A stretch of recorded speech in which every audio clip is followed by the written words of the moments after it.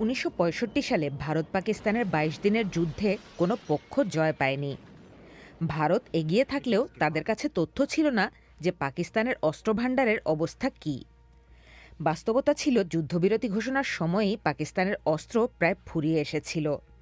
সে সময় পাকিস্তানে অস্ত্র বিক্রিতে আমেরিকার নিষেধাজ্ঞা থাকায় পুনরায় মজুদের সুযোগও ছিল না।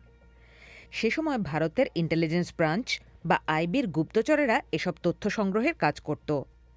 তাদের অযোগ্যতা নিয়ে সমালোচনার প্রেক্ষিতে দাঁড় করানো হয় নতুন গোয়েন্দা সংস্থা রিসার্চ অ্যান্ড অ্যানালিসিস উইং বা RAW, যার হিসেবেই বেশি পরিচিত। প্রতিষ্ঠিত হয় ১৯৬৮ সালের ২১শে সেপ্টেম্বর। প্রথম প্রধান ছিলেন রামেশ্বর নাথ কাও এবং তার ডেপুটি ছিলেন শঙ্করন নায়ার।